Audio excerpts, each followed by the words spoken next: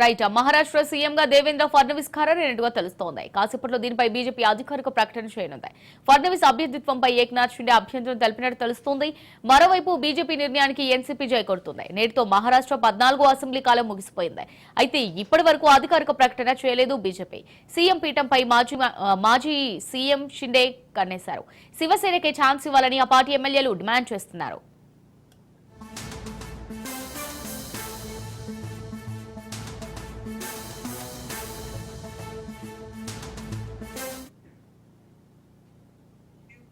మహారాష్ట్ర సీఎంగా దేవేంద్ర ఫడ్నవీస్ ఖరారైనట్టుగా తెలుస్తోంది. కాసేపట్లో దీనిపై బీజేపీ అధికారిక ప్రకటన చేయనుంది. ఫడ్నవీస్ అభ్యర్థిత్వంపై ఏక్నాథ్ షిండే అభ్యంతరం తెలిపినట్టు తెలుస్తోంది. మరోవైపు బీజేపీ నిర్ణయానికి ఎన్సీపీ జై కొడుతుంది. నేటితో మహారాష్ట్ర 14వ అసెంబ్లీ కాలం ముగిసిపోయింది. అయితే ఇప్పటి వరకు అధికారిక ప్రకటన చేయలేదు బీజేపీ. సీఎం పీఠంపై మాజీ సీఎం షిండే కన్నేశారు. శివసేనకే ఛాన్స్ ఇవ్వాలని ఆ పార్టీ ఎమ్మెల్యేలు డిమాండ్ చేస్తున్నారు.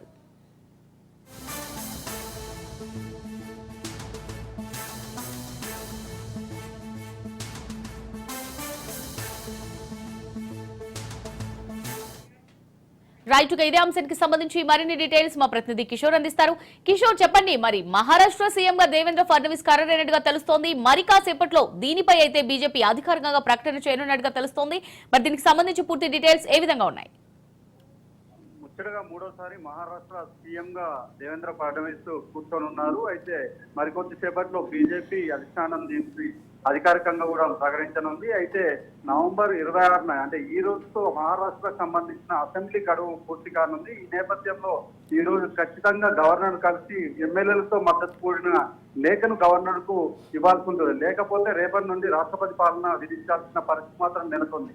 ఈ నేపథ్యంలో మహారాష్ట్రకు సంబంధించి సీఎం ఎవరుండాలనే దానిపై గత 2 రోజులుగా చర్చలు జరుగుతూనే ఉన్నాయి. అటు షిండే వర్గంతో పాటు అజిత్ పవార్ వర్గంతో పాటు బీజేపీ నేతలు ముగ్గురు కూడా అటు నిన్న ఢిల్లీలో అమిత్ షాతో పాటు పలువురు మంత్రులు, కేంద్ర మంత్రులతో పాటు ముఖ్య నేతలను కూడా కలిశారు. అయితే షిండే వర్గానికి సంబంధించి, శివసేన షిండే వర్గానికి సంబంధించి తమకే మరోసారి సీఎం గా అవకాశం కావాలంటూ కూడా షిండే వర్గం పట్టుబట్టింది. అయినప్పటికీ కూడా గతంలో డిప్యూటీ సీఎం గా పనిచేసినప్పటికీ కూడా కొత్త ధర్మంలో భాగంగా డిప్యూటీ సీఎం గా దేవేంద్ర ఫడ్నవీస్ 2 సంవత్సరాల వరకు కూడా డిప్యూటీ సీఎం గా చేశారు. కానీ ఈసారి మాత్రం 132 సీట్లని బీజేపీ అత్యధిక సీట్లుగా గెలుచుకొని అది అత్యధిక సీట్లు గెలుచుకున్న పార్టీగా అవతరించింది. అయితే ఈ నేపథ్యంలో ఖచ్చితంగా బీజేపీకి సంబంధించిన అభ్యర్థినే సీఎం గా ఉంచాలని అటు బీజేపీ అధిష్టానం కోరుకుంటుంది. ఈ నేపథ్యంలో ఎన్సీపీ అజిత్ పవార్ సంబంధించిన వర్గం ఫడ్నవీస్ కు మద్దతు తెలుపుతుంది. 132 బీజేపీ సీట్లు, అలాగే ఎన్సీపీకి సంబంధించిన 41 మంది ఎమ్మెల్యేలు బీజేపీకి సంబంధించిన అభ్యర్థి ఫడ్నవీస్ కు మద్దతు తెలుపుతున్నట్టు కూడా తెలుస్తుంది. ఈ నేపథ్యంలో మరికొద్ది సేపట్లో బీజేపీ పెద్దలు దేవేంద్ర ఫడ్నవీస్ ను సీఎం గా ప్రకటించే అవకాశం ఉంది. సాయంత్రం సమయంలో గవర్నర్ కలిసి అటు 132 మంది బీజేపీ ఎమ్మెల్యేల మద్దతు కూడిన సంతకాలు, అలాగే ఎన్సీపీకి సంబంధించిన ఎమ్మెల్యేల 41 మందితో కూడిన సంతకాలతో కూడిన లేఖని గవర్నర్ కు అందజేయనున్నారు. మరోవైపు షిండే వర్గం మాత్రం తమకే సీఎం పదవి ఇవ్వాలంటూ కూడా చెప్పడం జరుగుతుంది. అయితే ఈ నేపథ్యంలో ముఖ్యమైన క్యాబినెట్ సంబంధించిన మంత్రులు 2 లేదా 3 ముఖ్యమైన మంత్రులతో పాటు షిండేకు ఉప ముఖ్యమంత్రి పదవి ఇస్తామని కూడా బీజేపీ ఆఫర్ చేసినట్టు కూడా తెలుస్తుంది. గతంలో ఇచ్చిన విధంగానే అటు అజిత్ పవార్ కు డిప్యూటీ సీఎం, అలాగే ఏక్నాథ్ షిండేకి కూడా డిప్యూటీ సీఎం పదవి ఇచ్చి, అలాగే 2 పార్టీలకు కూడా 3 మంత్రి పదవులు కూడా ఇస్తామన్నట్టు కూడా అటు పొత్తులో భాగంగా బీజేపీ అధిష్టానం చెప్పినట్టు తెలుస్తుంది. ఈ నేపథ్యంలోనే ఫడ్నవీస్ ను మరికొద్దిసేపట్లో సీఎం గా ప్రకటించే అవకాశం మాత్రం కనిపిస్తుంది. అయితే మొత్తానికి ముచ్చటగా మూడోసారిగా సీఎం గా దేవేంద్ర ఫడ్నవీస్ మహారాష్ట్ర పీఠంపై కూర్చొనున్నారు. 2014, 2019లో కూడా అటు ముఖ్యమంత్రిగా పనిచేశారు. అయితే 2014లో పూర్తి కాలం 5 సంవత్సరాలు చేసినప్పటికీ 2019లో 3 రోజుల పాటే సీఎం గా పనిచేసిన పరిస్థితి మాత్రం కనిపిస్తుంది. అయితే మూడోసారిగా ఈసారి సీఎం గా దేవేంద్ర ఫడ్నవీస్ రేపు లేదా అనంతరం, ఈ రోజు గవర్నర్ కలిసిన అనంతరం ప్రభుత్వ ఏర్పాటుకు ఆహ్వానించాలని గవర్నర్ కోరే అవకాశం మాత్రం కనిపిస్తుంది. ఈ నేపథ్యంలోనే అజిత్ పవార్ తో కూడిన అజిత్ పవార్ ని కలిసి దేవేంద్ర ఫడ్నవీస్ ఈ రోజు గవర్నర్ కలిసే అవకాశం మాత్రం కనిపిస్తుంది. మొత్తానికి మహారాష్ట్ర పీఠంపై ఎవరు కూర్చుంటారనే సందేహానికి మరికొద్ది సేపట్లో స్థిరపడే అవకాశం మాత్రం కనిపిస్తుంది. సీఎం గా దేవేంద్ర ఫడ్నవీస్ నే బీజేపీ ఎంపిక చేసినట్టు కూడా అటు ఆ పార్టీకి సంబంధించిన ముఖ్య నేతలు చెప్తున్నారు. మరి కొద్దిసేపట్లో దీనిపై అధికార ప్రకటన వచ్చే అవకాశం మాత్రం కనిపిస్తుంది. రైట్ కిషోర్, ఇప్పుడు మనం చూసినట్టయితే శివసేనకే ఛాన్స్ ఇవ్వాలని శివసేన పార్టీకి చెందినటువంటి ఎమ్మెల్యేలు అయితే డిమాండ్ చేస్తున్నారు. అలాగే ఏక్నాథ్ షిండే కూడా ఎవరైతే మాజీ సీఎం గా ఉన్నారో తానే సీఎం పదవి పైన అంటే సీఎం సీట్ పైన కన్నేసినట్టుగా తెలుస్తోంది. మరి బీజేపీ సున్నితమైన అంశాన్ని ఏ విధంగా హ్యాండిల్ చేస్తుంది అనుకోవచ్చు. అలాగే ఒకవేళ ఉప ముఖ్యమంత్రి పదవి కనుక ఇచ్చినట్టయితే షిండే యాక్సెప్ట్ చేసే అవకాశాలు ఎంత మేరకు ఉన్నాయనుకోవచ్చు.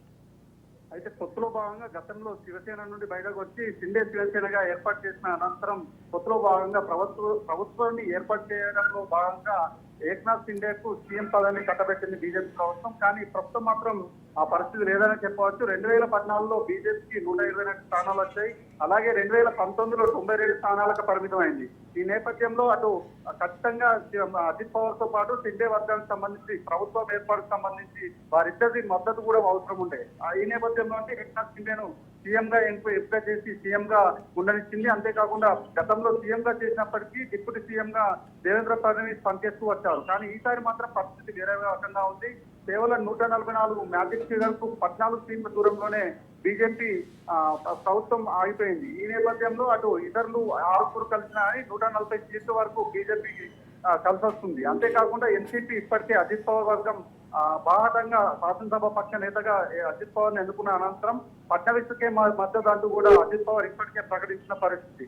ఈ నేపథ్యంలో షిండే మద్దతు తెలపకున్నా కానీ అజిత్ పవార్ వర్గం ఉన్న ఎమ్మెల్యేలతో కూడిన లేఖను గవర్నర్ కు అందించే అవకాశం ఉంది. ఖచ్చితంగా 144 కాకుండా 170 వరకు కూడా ఎమ్మెల్యేల మద్దతు దొరుకుతుంది.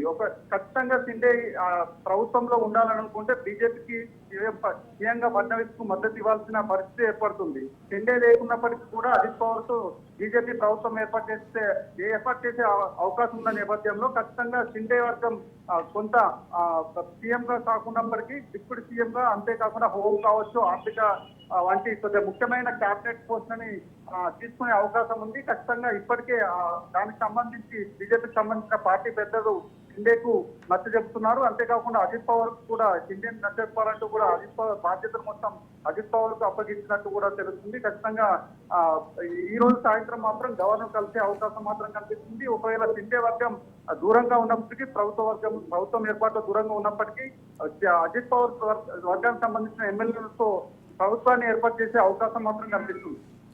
Thanks for the updates Kishore.